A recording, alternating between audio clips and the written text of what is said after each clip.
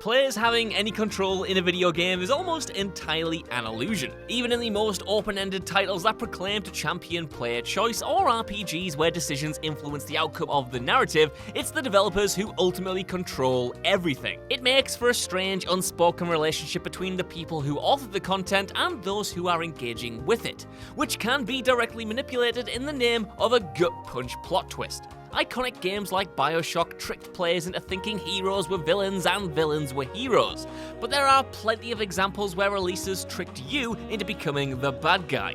Yeah, insert a Billie Eilish joke here. I'm Josh from WhatCulture.com, and these are 9 times video games tricked you into becoming the villain. Number 9, Spec Ops: The Line. Spec Ops: The Line is up first because it has perhaps the most famous "you've been the bad guy the whole time" twist in all of gaming, to the point where more people probably know about the reveal than have actually played it. It's so effective because of how it uses gameplay mechanics that all third-person shooters utilize to subvert player expectations and build to the reveal that they're actually controlling a pretty bad dude. Of course, the biggest example of this is the infamous white phosphorus sequence, where the player is encouraged to bomb enemies from the sky like they've done 1,000 times before in the likes of Call of Duty. You don't even question it, but the consequences of your actions are revealed when you have to walk through the environment you've just decimated and gaze upon the corpses. And it's only then when you realize they were all innocent civilians. After this, it's also revealed that the villain is already dead as well, and your character's fractured psyche has hallucinated an evil antagonist to excuse his and the player's actions. Number 8, Blair Witch. Blair Witch is entirely centered around messing with the player's own perception of reality. Like the movie series it's based on, once you step into the Burkittsville woods, all logic is thrown out the window, as time and space begins to become meaningless. However, the game also transfers this subversive approach over to the gameplay mechanics as well as the presentation, which ties into the ending. Throughout the title, you're facing off against a psychopath called Carver, who's being manipulated by the titular witch. As is Blair Witch tradition, on your journey you come across plenty of creepy idols scattered around the woods which scare your dog Bullet, who is, needless to say, a very good boy. The game lets you destroy them, and it's hinted that this is somehow hurting the monster hunting you. However, the final twist reveals that destroying these totems has actually given her a deeper influence over your actions, and with each one, you become more susceptible to her manipulation. By destroying a bunch of these, you'll net the bad ending, which sees you killing Carver and taking his place, a new puppet of the Blair Witch, destined to kill anyone unlucky enough to find themselves lost in these woods. Number 7, Red Dead Redemption 2. Now, there are a lot of nuances to the villains in Red Dead Redemption 2. Ostensibly, from the very beginning, you know that player character Arthur Morgan is a bit of a bad dude.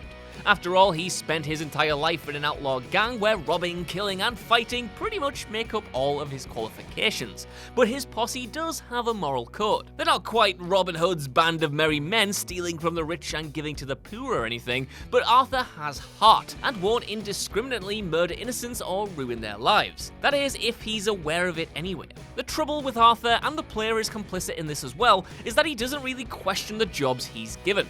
At least at first. Consequently, when he's drafted in by Leland Strauss to collect debts for unpaid loans to the camp by beating up dudes, he recognizes it's not nice work, but the people on the receiving end probably deserve it. However, later in the game it's revealed that Strauss is lending money to people he knows can't pay it back, who just want to provide for their families, and then getting Arthur to rough them up, or worse. What was just a repeated side quest to the player turns out to be a completely monstrous act that ruins everyone's lives. Number 6, Mortal Kombat Deception. Even though it's only since 2011 that Mortal Kombat stories have been recognized as being properly innovative and interesting, the franchise has always taken ambitious stabs at crafting compelling single-player narratives, though it hasn't always had the resources or the talent to execute them properly. 2004's Deception is no different and chronicles the battle against Onaga, the Dragon King, who has returned conveniently after a whole bunch of heroes were killed in the previous game. As a newcomer, Shujinko, the player is tasked with finding each piece of the Kamidogu, which has been scattered across the realms, presumably in the hopes of stopping the Dragon King. However, once you're in possession of all of them, it turns out you've been unwittingly doing Onaga's bidding the whole time, gathering the items so the monster can become the one being, and pretty much destroy everything in existence. To be honest, we should have seen the deception coming. I mean, it's right there in the title. Morons, the lot of us. Number 5, Orwell. Orwell is a fascinating game that functions in the same vein as Papers, Please. As the title suggests, it takes place in a 1984-esque dystopia where surveillance is an everyday part of keeping the peace. There's one major online system that collates all of the information about people's lives, and you're tasked by that security force to act as an investigator and upload anything of interest. What you're told as a player is that you're looking out for criminals and terrorists, and you have to report on every person who comes your way, but there's a limit on how much information you can send to the higher-ups who ultimately make a decision on whether action is needed. Sometimes this can be tough, and failing to stop a security threat can lead to devastating consequences. However, it's eventually revealed that there's a good chance you've gotten people locked up, or worse, for what essentially amounts to thought crime. You eventually get the option to atone for what you've unknowingly done and out the government's secrets, but it doesn't exactly soothe the guilty conscience. Number 4, The Witch's House. The Witch's House is one of the most unique games on this list. Essentially, it's a survival horror puzzle game about Viola, who wakes up in the middle of a forest with no way of escaping. She's forced to go through the titular spooky house, where she's tormented by a fiendish witch and an environment that constantly shifts in size and shape. It's a bit like a more colourful, more 2D Blair Witch now that I think about it. Eventually you get to the bottom of why you woke up with no idea where you were, and that's because you're actually the witch who swapped bodies with the protagonist before the start of the game. Consequently, the person chasing you around hasn't been trying to hurt you just because you're there, but rather because she's actually totally justified in trying to get her rightful body back. It turned out that the witch was actually dying and needed a healthy body to transfer her consciousness into to keep on living. Yep, that's the thieving monster you've been playing as the whole time.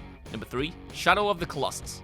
Shadow of the Colossus was one of the first well-recognized, oh crap, you were the villain the whole time video games, and part of its appeal is how it slowly reveals that fact to the player as they continue to hunt down the game's enemies. The entire plot is about protagonist Wanda attempting to revive Mono, and he's told in the opening that in order to do so, he needs to hunt down and kill the 16 Colossi out in the wild. Of course, you do this and are given enough of emotional reason to want to see the mission through, and even without that drive, being an adventurer hunting down a bunch of big monsters is classic genre stuff. However, you soon come to appreciate the Colossi for what they truly are, majestic forces of nature who belong to the world way more than you do, and not at all monsters despite their appearance. They give the world such personality and life, and they're probably just sitting around smoking the reefer and playing the FIFA or something, and you're invading their territory and killing them without any provocation. Though the player might understand this by the time they get to the last couple of enemies,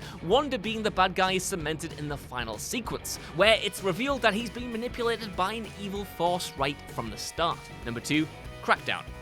Before superhero games were actually good, Crackdown attempted to take all the tropes of that genre and let players live them out in all their virtual glory, with an added heap of guns and cool vehicles for extra measure. All throughout the game, you play as a super sci-fi cop, taking out criminal gangs wreaking havoc across the city in order to make the streets safe. Of course, along the way, you also collect a whole bunch of floating orbs because this is a video game, which serve to level up your character, make them stronger, allow them to jump higher, and unlock even swankier versions of your vehicles. However, while you're indulging in being a super badass by the time the game's final stages roll around, squashing criminals under your boot and throwing around cars like they're made out of cardboard, the game retroactively sours all that fun with a final twist.